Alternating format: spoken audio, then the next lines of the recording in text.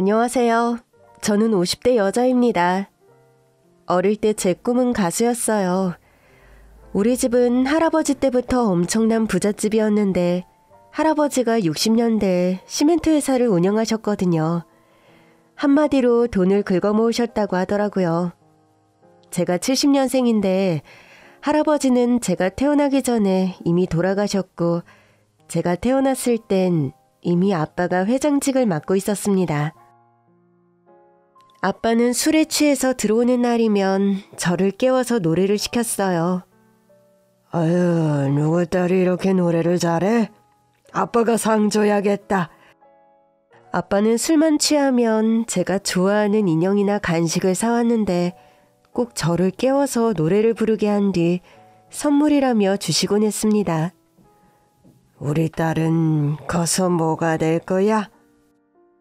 난 가수. 꾀꼬리 같은 우리 딸. 아빠가 누구지? 회장님. 그렇지. 아빠가 회장님이니까 우리 딸은 하고 싶은 거 다 해. 아빠가 팍팍 밀어줄 거니까. 저는 제가 노래를 불러주면 세상 행복해하던 부모님의 단란한 모습이 좋았어요. 엄마는 왜 자는 애를 깨우냐며 아빠를 타박하면서도 아빠 옆에 앉아서 제 노래를 들으며 미소를 짓곤 했거든요. 그래서 아마 어릴 때 꿈이 가수가 아니었나 싶어요. 왜냐하면 단란했던 가족의 기억은 그 정도가 다예요. 언젠가부터 엄마 아빠는 하루가 멀다 하고 싸우기 시작했습니다. 이 여자는 또 누구야? 그냥 몇 번 만난 거야. 도대체 그냥 몇 번 만난 여자가 몇 명이냐고. 남자가 사업하다 보면 술도 마시고 그러다 보면 여자들도 끼고 그러는 거지. 내 덕에 사모님 소리 들으면서 떵떵거리고 살면서 뭐 그렇게 불만이 많아? 이게 뭐 당신 때문이야? 다 아버님 덕이지. 당신 이렇게 놀기만 하다가는 회사 망해. 아주 망하라고 고사를 지내지 왜? 내가 고사 지낸다고 망해? 당신 하는 꼴을 봐. 회사 일은 뒷전이고 맨날 여자 끼고 술이나 마시고. 지난 주말에는 어디 갔다 왔어? 할아버지의 뒤를 이어 회장이 된 아빠는 하루가 멀다 하고 술에 여자에 문제를 일으키고 다녔어요. 그러다 보니 엄마는 매일같이 아빠를 다그쳤고 아빠도 지지 않고 받아쳤습니다. 그러니 집안이 떠내려가라 싸우는 게 일상이었죠. 저는 방에서 자는 척 귀를 틀어막고 눈을 감고 있었는데 정말 무서웠어요. 두 분의 싸움이 격렬해질 때면 별채에서 지내던 운전사 아저씨가 말리던 기억도 나요. 제가 더 신경 써서 회장님을 모시겠습니다. 회장님도 아가씨를 생각하셔서라도 목소리를 좀 낮추세요. 나도 저 사람이랑 더 할 말 없어. 또 어디 가? 답답해서 나간다. 왜?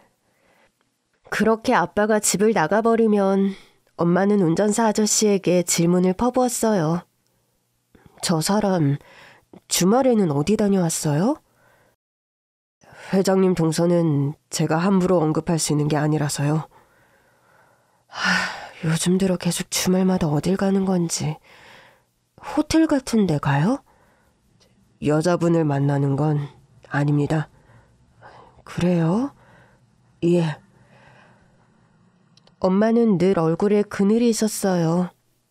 가끔 이모가 집에 오면 아빠가 대표가 된 후 너무 변했다고 할아버지가 살아계실 때가 좋았다는 말을 자주 하곤 했어요. 하늘에서 아버님이 보시면 얼마나 혀를 차실까. 언니, 형부도 스트레스가 많을 거야. 아버지가 운영하던 회사를 물려받았으니 부담감이 얼마나 크겠어? 적응하면 좀 나아지지 않겠어? 믿고 기다려줘봐. 요즘은 얼굴만 보면 싸워. 볼 때마다 아주 징글징글해. 주변에서 중재를 해봐도 엄마와 아빠의 사이는 나아질 기미를 보이지 않았죠. 주말이면 한 번씩 집을 비우던 아빠는 나중에는 주말마다 집을 비웠던 것 같아요. 그 즈음엔 엄마와 집에 남은 저 역시 살얼음판을 걷는 것 같았습니다. 엄마는 아빠가 없는 내내 먹지도 말하지도 않은 채 거실 소파에 앉아 한숨만 내쉬었습니다. 저는 어린 마음에 엄마의 마음을 풀어주고 싶어 주변을 맴돌았어요. 엄마, 아빠가 미워?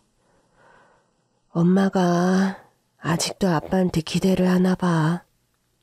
기대하는 게 뭔데? 엄마가 아빠를 믿어줘야겠지? 응. 그날 엄마는 한숨을 내쉰 뒤 저를 끌어안았어요. 그러더니 제 어깨가 축축해질 때까지 눈물을 흘렸습니다. 그러나 아빠는 엄마의 믿음을 배신했습니다. 그날은 아빠의 행적이 결국 들통난 날이었던 것 같아요. 자는데 또 싸우는 소리가 들리더라고요. 당신 도박해? 정말 미쳤어? 차라리 여자를 만나. 여자 만나지 말라며. 그래서 도박을 했다는 거야? 아이, 그럼 나더러 어쩌라고? 문제는 아빠가 도박으로 인해 회사까지 날려먹었고 우리 집은 하루아침에 경매에 넘어갔다는 거였죠. 너무 강렬한 기억이라 그런지 집에 빨간 딱지가 붙어있던 게 아직도 기억이 나요. 엄마는 그 자리에 졸도했고 저는 그런 엄마를 붙잡고 엉엉 울었어요. 그런 엄마를 병원으로 업고 간 게 운전사 아저씨였습니다. 그날 이후 저랑 엄마는 허름한 빌라에서 살았어요. 아빠는 집을 나간 건지 그날 이후로 보이질 않았죠. 그런 저와 엄마에게 반찬도 가져다 주고 쌀도 사다 주던 사람도 운전사 아저씨였습니다. 그러나 엄마는 그런 운전사 아저씨를 문전박대하곤 했습니다. 다 알고 있었죠. 회장님이 도박하러 다니는 거. 죄송합니다. 나한테 말을 했었어야죠. 저도 짐작만 하고 있었습니다. 회장님 동선은 극비이기도 했고요. 무슨 자격으로 여길 찾아와요? 죄송합니다. 그 후로도 운전사 아저씨는 수시로 집 앞에 쌀을 두고 가거나 돈을 두고 가기도 했던 것 같아요.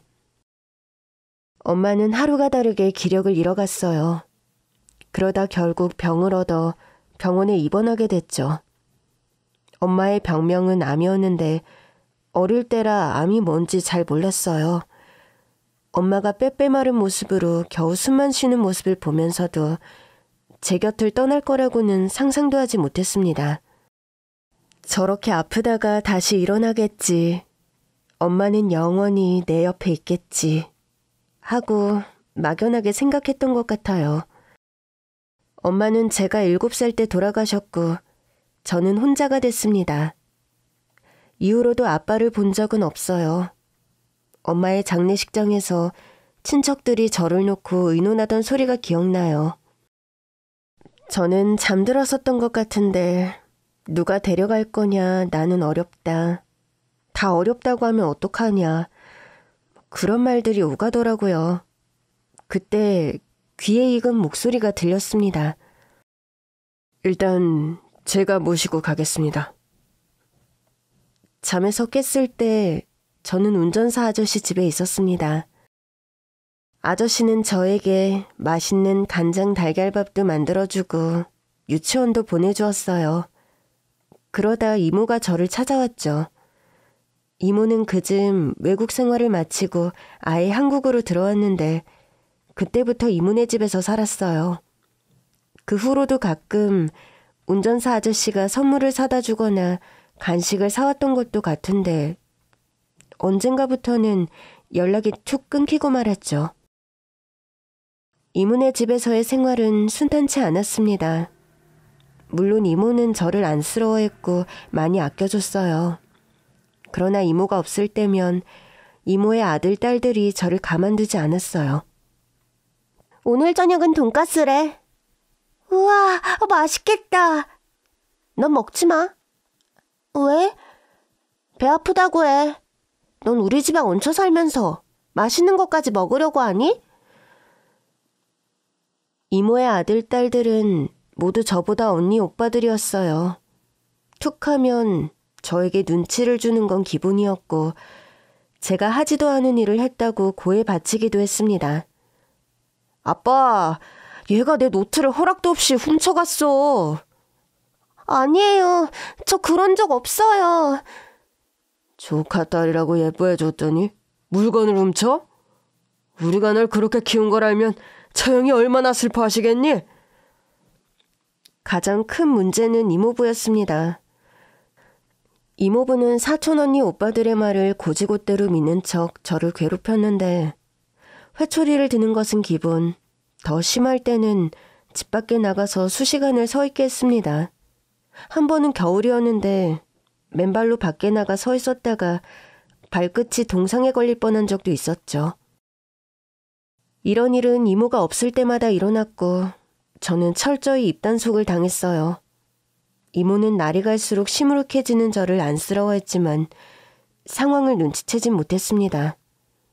전 성인이 되자마자 사귄 남자와 결혼을 감행했습니다. 제 목적은 오직 이모의 집을 탈출하는 것이었어요. 이모는 그 남자와의 결혼을 반대했습니다. 만난 지 한 달도 안 된 남자랑 결혼한다는 게 말이 돼? 안 될 건 또 뭐야. 사랑하니까 결혼하고 싶어. 네가 결혼이 뭔지 알아? 적어도 이모보단 괜찮은 사람을 만난 것 같은데? 뭐? 그 과정에서 저도 모르게 이모부에 대한 안 좋은 감정을 드러내기도 했어요. 그러나 끝까지 전 이모에게 제가 당한 모든 일을 함구했습니다. 대신 이모네 가족이 제 결혼식에 오는 것이 싫어 결혼식도 하지 않은 채 동거부터 시작했습니다. 그때 제 나이는 딱 20살이었어요. 문제는 신혼살림을 시댁에서 살아야 한다는 것이었죠.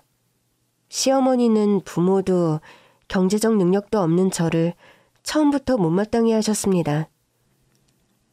너는 대체 무슨 생각으로 내 아들이랑 결혼하겠다는 거니? 가진 게 있기래, 비빌 부모가 있기래.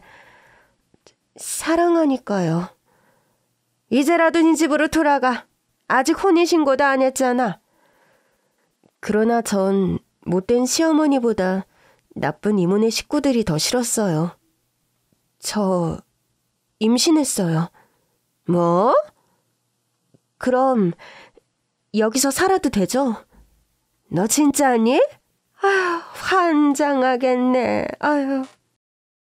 그때 전 시어머니가 그저 제가 싫어서 그러는 줄만 알았습니다. 그 후로도 시어머니는 저를 못 잡아먹어서 안달이었어요. 예, 넌 밤중에 뭘 그렇게 먹니? 갑자기 비빔밥이 먹고 싶어서요. 그렇게 먹기만 하니 살만 찌지. 내일은 겉절이 좀 담가라. 시어머니는 제가 만삭이 될 때까지도 종일 집안 살림을 하게 했어요. 그러면서도 제 입에 들어가는 건 다 아까워하셨죠. 결국 시댁에서의 생활도 이모네 집에서 눈칫밥을 먹던 시절과 크게 다르지 않았습니다. 그렇게 몇 달이 지난 어느 날 웬 젊은 여자가 시댁 문을 알아서 열고 들어왔습니다. 그때 저는 만삭의 몸으로 설거지를 하고 있었는데 깜짝 놀라고 말았어요.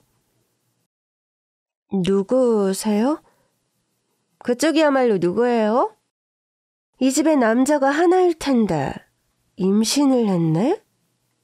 네? 이 집에 남자라곤 내 남편뿐이라고요. 아무래도 집을 잘못 들어오신 것 같은데. 근데 어떻게 열고 들어왔지? 문이 안 잠겨 있었나요? 내 집이니까 열고 들어왔죠. 무슨 그런 말도 안 되는 소리를. 이 집 4명인데? 저는 그제야 뭔가 잘못됐다는 걸 깨달았습니다. 조금 뒤 외출했던 시어머니가 돌아왔고 상황은 분명해졌습니다.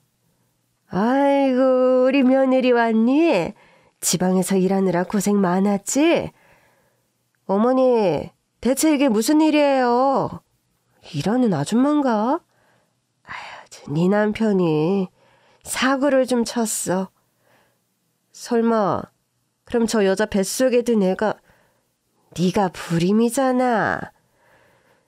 시어머니는 그 여자의 귀에 대고 속삭였지만 그 말은 저에게도 아주 잘 들렸습니다. 애만 받고 내쫓을 거야. 어머니!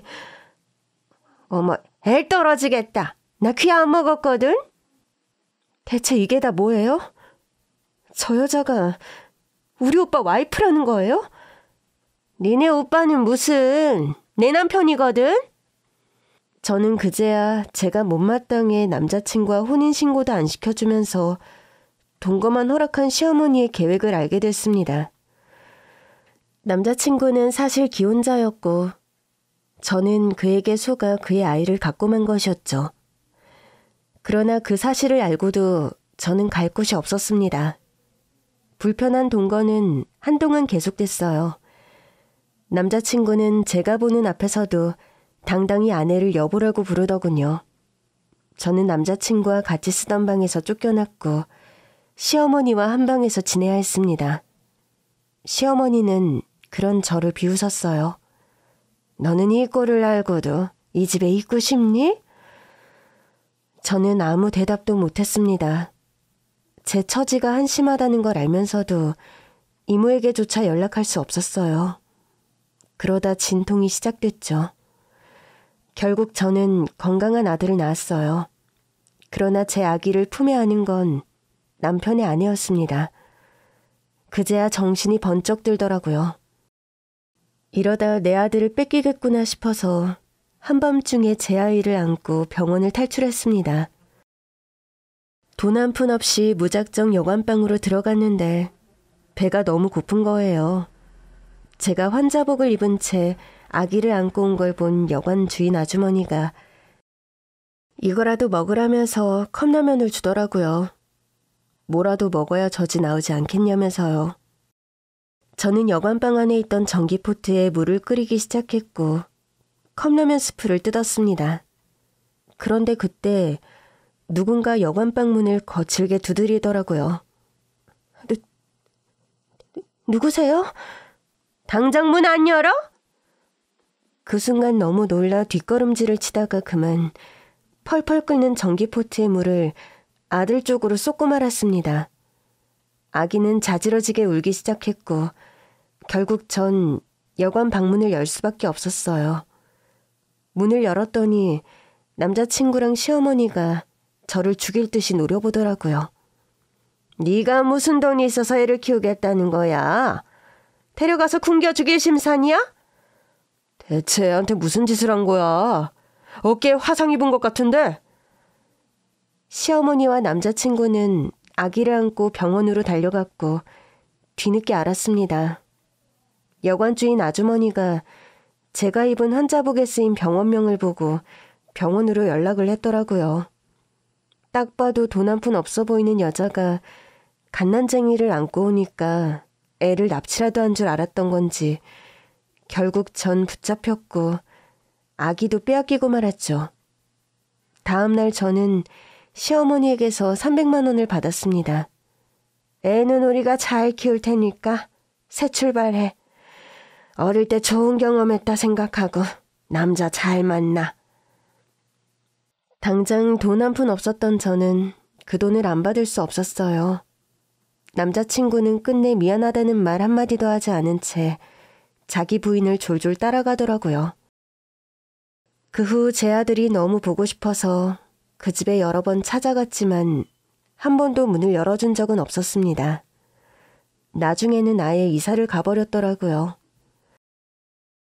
결국 아들이 자라는 모습을 한 번도 보지 못한 채 연락이 뚝 끊겼고 저는 매일 밤을 눈물로 지샜습니다. 그래도 먹고는 살아야 하니까 얻은 돈 조금으로 열심히 공부해서 간호조무사 자격증을 땄어요. 그 자격증으로 간호조무사 일을 하면서 요양보호사 자격증도 땄죠. 그래도 죽으라는 법은 없다고 생각하며 살던 어느 날 지금의 남편을 만났습니다. 남편은 병원 사무직원이었는데 저를 짝사랑하고 있었다고 하더라고요. 그런데 어려서 만난 아내가 세상을 떠나서 아이는 없는데 재혼이라 고백을 못하고 있었더라고요. 그래서 괜찮다고 했어요. 저도 흠이 하나 있다고 했더니 묻지도 않고 괜찮다고 하더라고요. 남편을 만난 후로 저의 삶은 완전히 달라졌습니다. 결혼 후 요양병원으로 근무지를 옮겼는데 간병인으로 일하는 게 체질에 딱 맞는 거예요. 저는 환자들에게 노래도 불러주고 재미있는 얘기도 들려주면서 아픈 환자들을 즐겁게 해주었습니다. 일명 간병인계의 스타가 되었달까요? 그렇게 30년이 흘렀어요. 이제 요양병원 일도 좀 쉬고 남편이랑 여행도 다닐까 하던 차에 스카우트 제의를 받았습니다. 웬 기업 회장님이 월급을 많이 줄 테니 집으로 와서 하루에 몇 시간씩 개인 요양보호사로 일을 해달라고 했다는 거예요. 병원으로 직접 연락이 왔다기에 한번 만나는 보기로 했습니다. 알려준 주소지로 가보니 으리으리한 청담동 펜트하우스더라고요. 제가 돌봐야 할 환자는 회장님이 아니라 회장님의 아들이라고 하더라고요. 펜트하우스에 들어간 저는 깜짝 놀라고 말했습니다. 앞으로 잘 부탁드려요, 선생님. 회장님 아들이 나와서 인사를 하는데 어깨에 선명한 화상 자국이 있더라고요. 회장님 아들은 다름 아닌 30년 전 잃어버린 내 아들이었습니다. 사실 제가 펜트하우스에서 놀란 건 그때가 처음이 아니었습니다. 처음엔 제안을 거절할 생각으로 펜트하우스에 갔어요. 이제 제가 나이도 많고 회장님도 아닌 회장님 아들을 돌보는 게 쉽지 않을 것 같았거든요. 그래도 저를 좋게 봐주셔서 직접 연락까지 주셨다는데 얼굴은 뵙고 거절하는 게 예의라고 생각했어요. 요양병원 원장님도 그게 좋겠다고 하시더라고요. 회장님을 직접 뵙고 완곡히 거절하는 건 좋은데 보수가 아깝지 않아요? 주 몇 회라도 해보는 건 어때요? 남편이 곧 정년퇴직해요. 우리 부부 평생 소원이 같이 세계 일주하는 거였거든요. 그래서 그 일은 못할 것 같아요. 맘 편히 여행 준비도 좀 하고 싶어서요. 그렇게 펜트하우스로 가는 길 솔직히 월급이 많아서 아깝긴 하대요. 평생 일하며 산 게 몸에 배어 있어서 더 그랬죠. 그래도 어떡해요. 누구보다 소중한 건 남편이었어요. 허물 많은 저를 평생 사랑으로 대우해주고 아껴준 사람이었으니까요. 그러나 펜트하우스 문을 연 순간 저는 깜짝 놀라고 말았습니다. 아저씨? 펜트하우스의 문을 연 머리가 희끗희끗한 남자는 과거 우리 집에서 운전하던 운전사 아저씨였어요. 아가씨, 오랜만이죠? 맞죠, 아저씨? 절 기억하시네요. 헤어진 게 겨우 7살이었는데. 맞아요. 다 기억하시네요? 기억하다 마다요. 이모님 댁에 맡기고 오는 길에 얼마나 울었는지 모릅니다. 왜요? 제가 키워드리고 싶었거든요. 근데 제가 친인척이 아니라 자격이 없었어요. 사실 사모님께서 돌아가시기 전에 저한테 연락하셨거든요. 처음 듣는 이야기였습니다. 본인 친정도 그렇고 회장님 동생들도 그렇고 아가씨를 맡아줄 만한 사람이 없다고 하시더라고요. 성인이 될 때까지만 좀 키워달라고 저한테 처음이자 마지막으로 부탁하셨어요. 아니, 몰랐어요. 그래서 절 데려가셨던 거네요? 예, 장례식장으로 아가씨를 데리러 가기 전까지 회장님을 찾아봤는데 행방을 찾을 수가 없었어요. 그래서 제가 아가씨를 모시러 가게 된 거죠. 감사해요. 제가 계속 모시고 살았어야 했는데 이모가 데리러 온 거잖아요. 사실 그쯤 회장님의 행방을 봤다는 사람이 있었어요. 마침 이모님이 찾아오셨기에 맡긴 뒤에 회장님을 찾으러 갔었습니다. 정말요? 예. 근데 이미 돌아가셨더라고요. 전 재산 다 날려먹고 사모님까지 그렇게 되신 거 알고는 스스로 다시 아가씨를 모시러 갈까도 했지만 사실 제 코도 석자였어요. 일단 저부터 자리를 잡고 아가씨를 다시 모셔올 생각이었는데 시간이 오래 걸렸네요. 설마 알고 연락하신 거예요? 당연히 알고 했죠. 제가 아가씨를 찾기 위해 얼마나 애를 썼는데요. 사업을 시작하는 바람에 정신없이 지내다가 아가씨 나이 20살 즈음에 이모님 댁을 찾아갔는데 이모님 자제분들이 아가씨 행방을 모른다고 하더라고요. 왜 모르느냐고 물으니까 집을 나갔다고. 제 이종 사촌들 말씀하시는 거죠? 그러고도 남죠. 혹시 이모님 댁에서 지내시는 게 많이 힘드셨어요?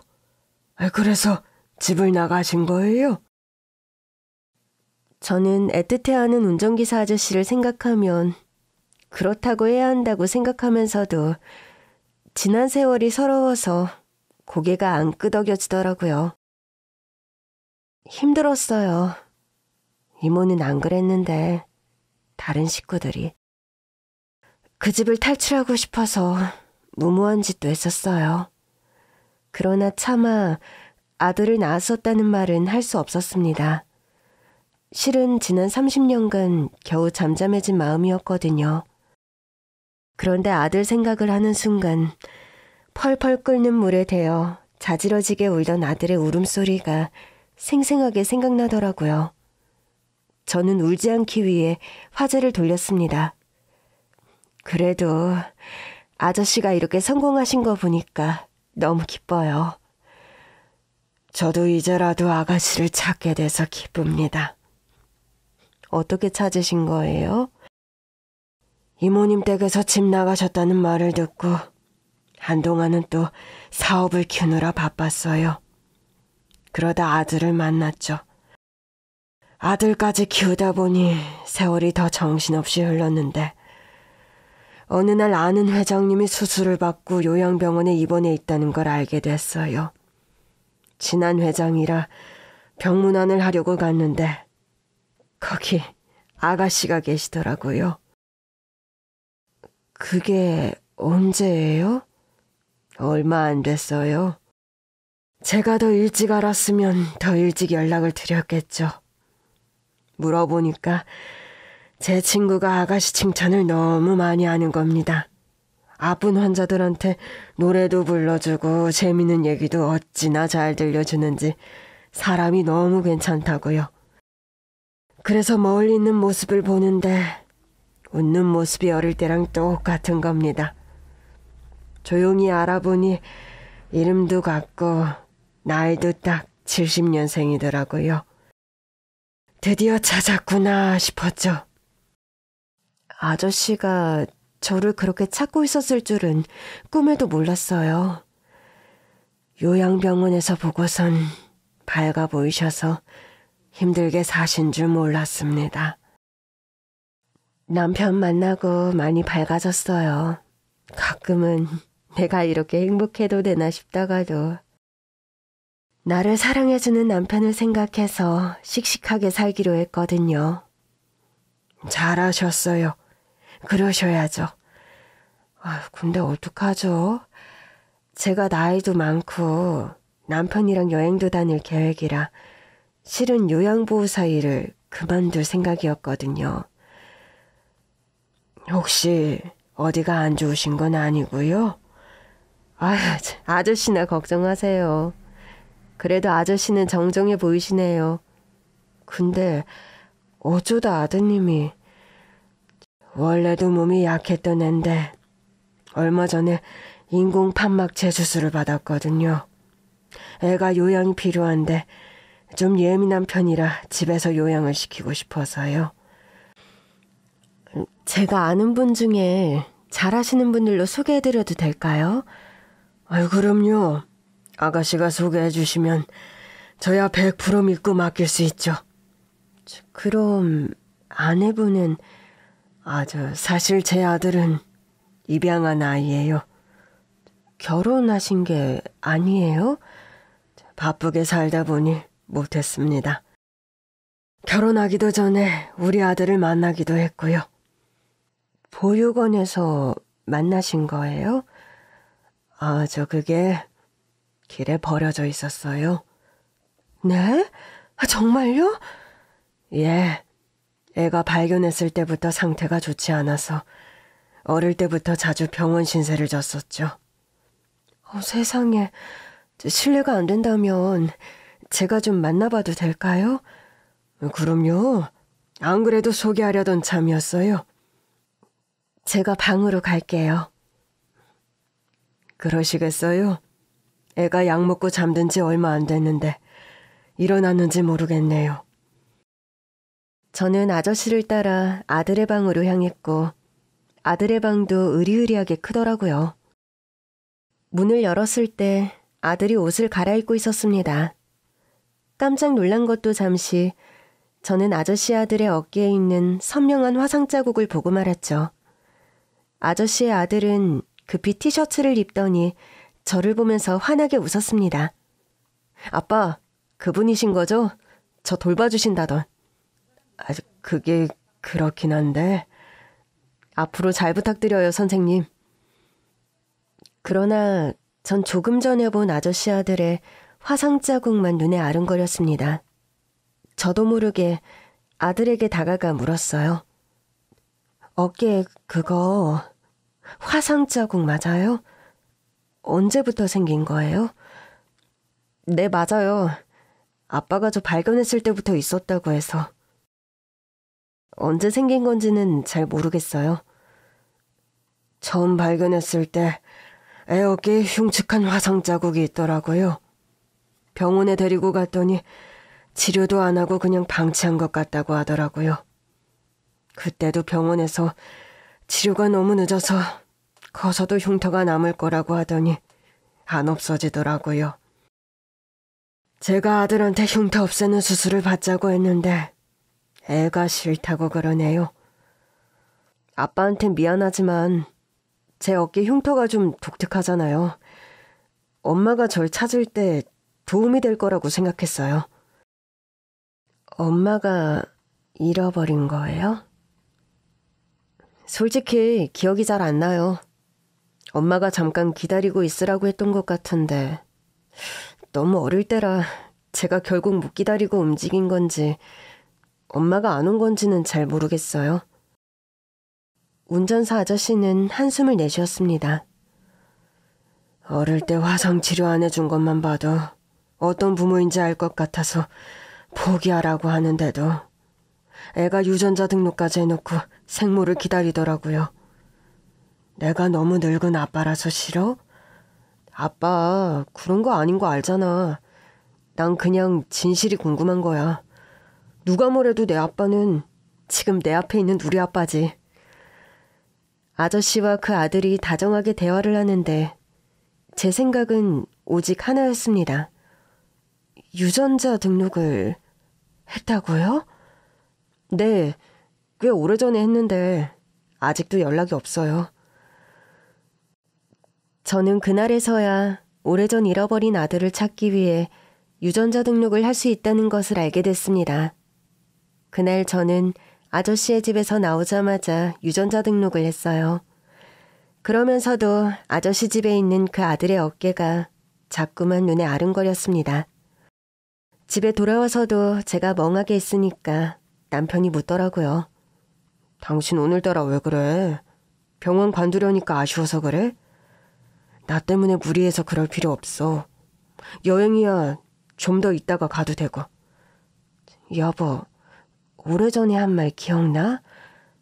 당신이 사별했다고 재혼이라고 했을 때 나도 흠이 있다고 했잖아. 기억나지? 근데 왜 그게 뭐냐고 안 물어봤어? 그게 뭐든 상관없었으니까. 사실 나 알아. 아들이 있었던 거지? 당신이 그걸 어떻게 알아? 당신 가끔 자다가 우는 거 알아.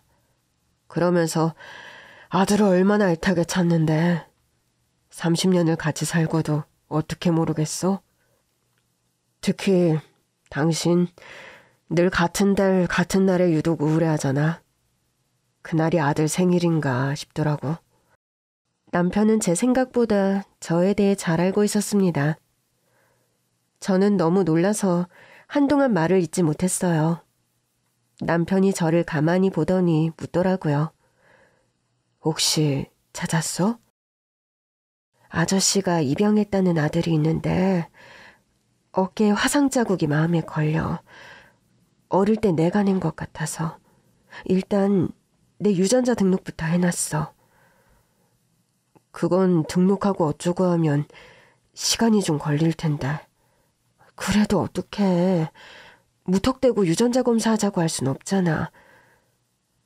당신이 돌보면서 머리카락을 뽑아오는 건 어때? 어? 아직 나 은퇴까지는 2달 정도 시간도 있고 당신도 아저씨 아들이라면서 마음 쓰여 있잖아. 실은 하루에 몇 시간이라도 좀 돌봐주고 싶긴 해. 자꾸 눈에 밟혀서. 그럼 돌봐주면서 머리카락 하나만 뽑아와봐. 당신은 내가 아들을 찾았으면 좋겠어? 당연하지. 당신이 그렇게 애달파했는데. 당신 아들이면 내 아들인 거야. 저는 결국 남편 앞에서 30년을 참아온 눈물을 쏟고 말았습니다.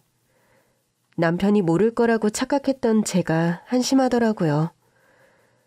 그 오랜 세월 동안 남편은 제 허물을 모른 척 해주고 있었던 거 있죠.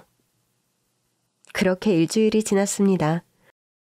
저는 아저씨의 아들을 돌보기 시작했어요. 솔직히 아들이 아니라고 해도 상관없었습니다.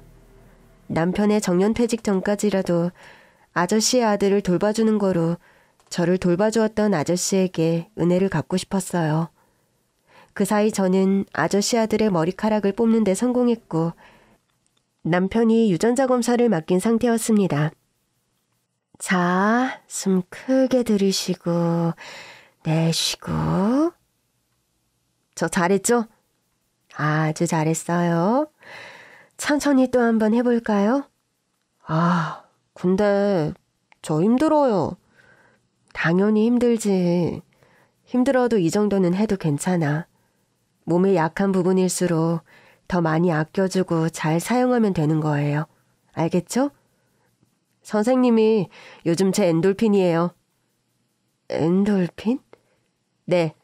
선생님만 보고 있으면 왜 이렇게 기분이 좋은지 모르겠어요. 아빠가 엄청 좋은 분이라고 한 이유를 알 것 같아요. 저는 아저씨 아들의 화상 자국이 있는 어깨에 손을 얹었습니다. 유전자 등록도 해놨으니까 이제 그만 수술 받는 건 어때요? 한창 좋을 나이에. 그래도 이거 없애는 바람에 엄마가 절 못 알아보면 어떡해요. 엄마한테 뭘 묻고 싶은 건데요? 날 버린 건지 잃어버린 건지 궁금해요. 아저씨의 아들이 그렇게 말하는데 코끝이 찡하더라고요. 그때였습니다. 제 휴대폰에 전화가 오더라고요. 나 잠깐 전화만 좀 받을게요. 편하게 받으세요. 저는 잠시 방에서 나왔습니다. 남편이었어요. 여보. 여보, 설마 결과 나왔어? 남편의 목소리가 좀 시무룩하더라고요. 왜 그래? 아니어도 괜찮으니까 편하게 말해. 말은 그렇게 했지만 입이 바짝 마르더라고요. 99.9999% 일치래. 저는 솟구쳐 오르는 울음을 참을 수 없었습니다. 아저씨 아들 방 앞에서 입을 틀어막고 우는데 안에서 아저씨 아들의 목소리가 들리더라고요. 네, 정말요?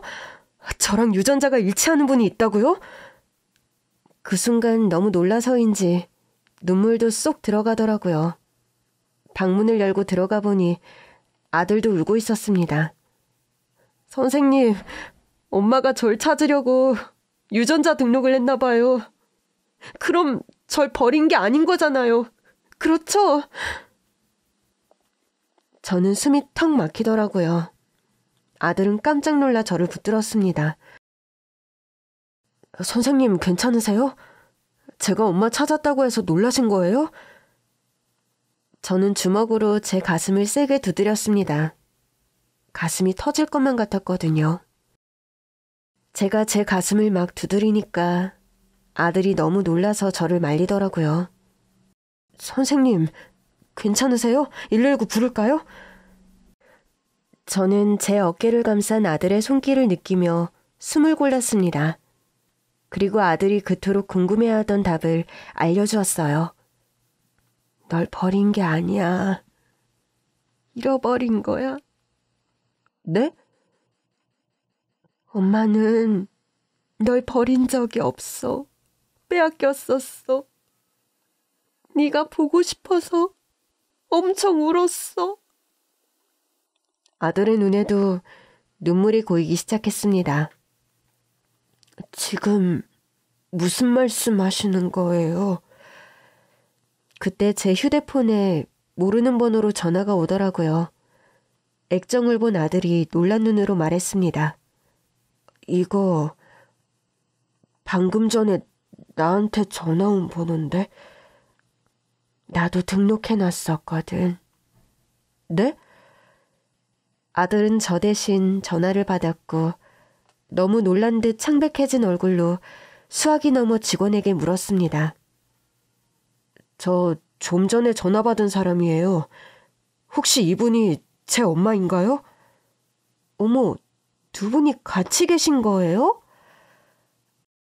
아들은 그제야 멍한 얼굴로 저를 봤습니다. 네 어깨의 화상 자국은 내 실수로 생긴 거야. 내가 널 안 뺏기려고 한밤중에 널 안고 도망치다가. 그래서 처음 봤을 때 화상 자국에 대해 물었던 거예요? 말도 안 돼. 날 뺏기다니요. 난 길에서 잃어버렸는데 엄마 실루엣도 기억나요. 선생님이 우리 엄마일 리가 없어요. 그 사람은 네 생모가 아니야. 유부남인 주제에 날 속여서 널 갖게 한 네 생부의 부인일 거야. 그게 다 무슨 소리예요? 엄마가 미안해. 다 미안해. 아들은 그제야 저를 와라 끌어안았고 저도 아들을 끌어안은 채 목이 터져라 울고 말았습니다. 조금 뒤 집에 돌아온 아저씨가 저랑 아들을 보고 깜짝 놀라더라고요. 아가씨, 왜 그러세요? 아들, 너 선생님한테 뭐 잘못했어? 아빠, 선생님이 내 엄마래. 뭐? 우리 엄마가 나 버린 거 아니래. 뒤늦게 우리 모자에 사연을 한 아저씨는 너무 놀라셨습니다. 세상에, 아니 무슨 그런 인간들이 다 있어요? 너무 어릴 때라 애를 뺏겼어요. 300만 원 주면서 새 출발하라고 하는데 나중엔 이사를 가서 아예 찾을 수가 없더라고요. 그럼 나랑 도망쳐서 간 여관에서 이 화상 자국이 생긴 거예요? 너 젖은 물려야 하는데 쫄쫄 굶은 상태여서 젖도 안 나오더라고. 여관 아줌마가 준 컵라면이라도 먹으려고 하는데 그 사람들이 쫓아온 거야. 놀라서 포트를 쏟았는데 그게 하필 너한테. 네가 뜨겁다고 자지러지게 우는데 문을 안 열 수가 있어야지. 처음엔 너만 살려주면 포기하려고도 했어. 내가 데려가봐야 이런 걸로 키우겠구나 싶어서. 근데 네가 너무 보고 싶은 거야. 밤이면 밤마다 네가 보고 싶어서 울다가 찾아가도 문도 안 열어주고, 그러다 아예 이사를 가버리는 바람에 영영 못 찾게 된 거지. 난 유전자 등록을 하는 게 있는 줄도 몰랐어. 그럼 얼마 전에 제 얘기 듣고 하신 거예요? 네가 내 아들 같은데 확신이 없었어. 아니 근데 그 전화 받기 전에 제가 아들인 거 확신하셨었잖아요. 내가 몰래 네 머리카락 뽑아다가 유전자 검사를 맡겼었거든. 결과가 99.9999%래. 와, 우리 엄마 완전 철저하시네. 좀 너무했니? 아니요, 농담이에요. 엄마는 절 찾기 위해 최선을 다한 거잖아요. 이해해줘서 고맙고 미안해. 제가 아들에게 할 수 있는 말은 미안하다는 말뿐이었습니다. 엄마가 뭐가 미안해요. 뺏긴 거라며. 그 사람들이 널 버릴 거라곤 꿈에도 생각 못했어. 그래서 유전자 등록 같은 것도 알아볼 생각도 못했던 거야. 나는 그래도 네 생부는 친아들이니까 잘 키울 줄 알았지. 덕분에 아빠를 만났잖아요. 저는 운전사 아저씨, 아니 이제는 회장이 된 아저씨께 감사하다고 연신 고개를 숙였습니다. 아저씨가 저에겐 정말 은인이세요. 저도 이제 마음의 짐을 좀 내려놔도 될까요? 마음의 짐이라니요. 아가씨를 계속 돌보지 못한 게 제 마음의 짐이었으니까요. 넘치게 돌봐주셨어요. 제가 잃어버린 아들을 이렇게 좋은 환경에서 키워주셨잖아요. 당연히 내려놓으셔야죠. 그날 아저씨 댁으로 남편이 합류하면서 우리는 함께 저녁을 먹었습니다. 글쎄, 제 아들이 남편에게 감사 인사를 하더라고요. 저희 엄마 행복하게 해주셔서 감사해요. 내가 더 행복했어. 엄마 만나서. 엄마한테 아저씨가 없었으면 어쩌면 지금 이렇게 저랑도 못 만났을 수도 있잖아요. 그건 맞아. 당신 없으면 난 못 견뎠을 거야. 아들 잃고 사랑했던 남자한테 배신당하고. 나야말로 당신 만나서 사람처럼 살기 시작했지. 전처 보내고 다시는 사랑이 안 찾아올 줄 알았거든. 남편은 아들에게 저에게 첫눈에 반한 이야기도 들려주었습니다. 이야기를 들으며 아저씨도 너무 좋아하시더라고요. 우리 아가씨가 어릴 때부터 노래도 잘하고 끼가 얼마나 많으셨는데요. 집만 건재하셨어도 하고 싶은 거 마음껏 하시면서 살았을 텐데. 아저씨 또 그런다. 저 진짜 너무 행복해요. 그 행복을 만들어준 게 아저씨예요. 식사를 마친 뒤 아들은 약을 먹고 쉴 시간이 됐고 남편이 아들의 약을 먹는 걸 도와주겠다고 하더라고요. 아들도 좋다고 해서 두 사람이 좀 친해질 시간을 줬습니다. 그런 뒤 저와 아저씨만 거실에서 남은 이야기를 나눴어요. 아저씨가 저한테 조심스럽게 물으시더라고요. 혹시 생부 소식은 알고 계세요? 전혀요. 알고 싶지도 않네요. 어떻게 우리 애를 버릴 수가 있는지. 괜찮으시면 생부 이름이라도 알려주시겠어요? 어떻게 사는지만 조용히 알아볼까 해서요. 저는 아저씨께 아들의 생부에 관해 아는 정보를 알려주었습니다. 대신 알게 되더라도 저나 아들에게는 알려주지 말아달라고 당부했어요. 그 사이 저는 아들의 간병도 돕고 함께 산책도 하고 조만간 함께 갈 여행 계획도 세웠죠. 아들을 재운 뒤 집으로 돌아가려고 하는데 아저씨가 저한테 아들 생부 소식을 전하려고 하시더라고요. 아저씨, 지난번에도 말씀드렸지만 아저씨는 궁금하실 수도 있다고 생각해요. 아들 아빠이기도 하고 저한테 상처 준 사람이기도 하니까. 근데 전 안 궁금해요. 알아보니 아들을 버린 건 그 사람 계획은 전혀 아니었다고 하네요. 그 사람은 아가씨랑 한번 만나서 오해를 풀 기회를 달라고 간청하는데 어떻게 할까요?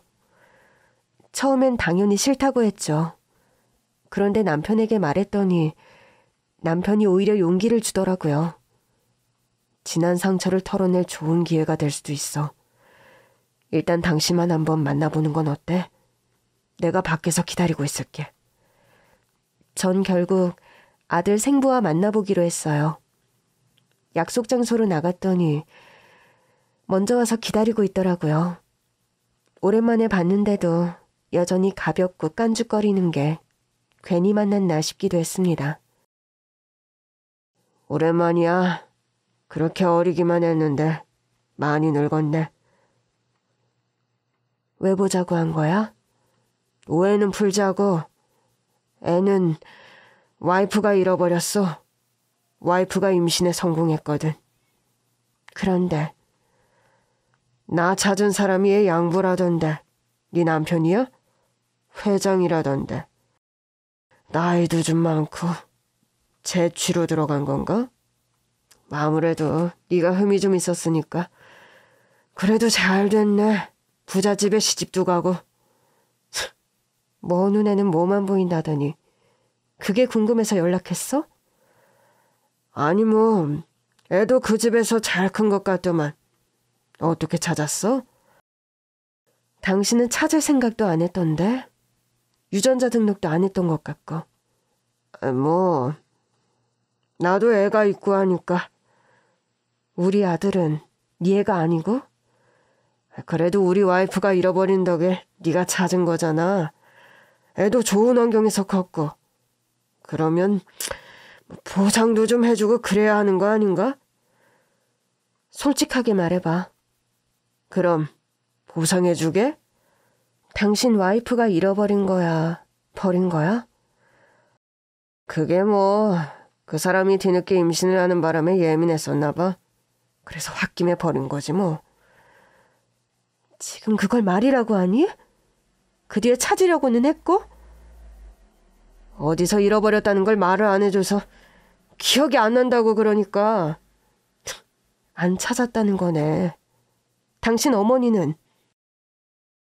우리 엄마도 뭐 처음엔 좀 찾다가 노인네가 찾으면 뭘 얼마나 찾겠어? 결국 그 집 식구들 누구도 제 아들을 찾지 않았다는 얘기더라고요. 저는 한숨을 내쉰 뒤 자리에서 일어났습니다. 이제 더는 볼 일 없으면 좋겠어. 우리 아저씨한테도 연락하지 말고. 아이 진짜 정없게 이럴 거야? 애도 같이 만든 사이에? 왜? 아직도 사는 게 궁해? 네가 버린 여자한테 빌어먹어야 할 정도로? 야, 너 말이 너무 심한 거 아니야? 네가 부잣집에 시집 갔으면 간 거지. 그렇다고 사람을 개무시하냐? 빌어먹으러 왔으면 납작 고개라도 숙이던가. 키우지 않을 거면 뺏어가지를 말았어야지. 지금 내 아들 버려놓고 나한테 돈 달라는 소리가 나오니? 무릎이라도 꿇으면 돈 줄 거야? 얼씨구, 진짜 꿀키라도 하겠네. 그런데 진짜 그 남자가 제 앞에 무릎을 꿇는 겁니다. 사실 나 죽다 살아난 기분이었어. 도박해서 집이 풍비박산이었는데 회장이란 사람이 연락해 온 거야. 그래서 젊어서 낳은 자식이 나한테 효도를 하는구나 싶었지. 나 돈 조금만 주라. 우리 엄마가 너 나갈 때 300만 원 줬다며. 지금으로 치면 최소 1억 가까이 되지 않아? 그거 갚는다고 생각하고 조금만, 응? 그때 다른 자리에 앉아서 듣고 있던 아저씨가 우리 자리로 오셨어요. 아가씨, 먼저 차에 가 계세요. 이쪽은 제가 처리하고 가겠습니다. 네. 차로 돌아가는데 20살 때 제가 불쌍하더라고요. 저런 남자를 믿고 가정을 꾸려보겠다고 덜컥 애부터 가졌던 게 치기 어린 선택이었다는 걸 새삼 깨달았죠. 남편이 차 밖에서 초조하게 서성이고 있더라고요. 저는 남편에게 달려가 와락 안겼습니다. 여보, 고마워. 아이고, 우리 마누라 수고했네. 얼른 집에 가자. 그날 아저씨는 아들 생부에게 300만 원을 주셨다고 하더라고요. 저는 그 돈도 아까워서 왜 줬냐고 물으니 그 돈 받고 다시는 나타나지 않겠다는 각서를 쓰겠다고 했다더군요. 조금만 더 주면 안 되겠냐기에 그럼 아예 없던 일로 하자고 했더니 그 인간이 바로 300만 원을 받고는 각서를 쓰더랍니다. 자기는 아들과 아무 상관없는 사람이라고. 그 후 아저씨는 제 아들을 파양했습니다. 그리고 저를 딸로 입적하셨어요. 물론 제 아들은 제 후적에 올랐죠. 우리가 진짜 가족이 된 날이네요. 모두 축하합시다. 아저씨, 아니 아버지, 이젠 저한테 아가씨라고 하시면 안 돼요. 예, 알겠습니다, 따님. 제가 남은 생에 우리 따님 깍듯하게 모시고 살겠습니다. 아이, 진짜. 아, 어색해. 아빠가 할아버지라니.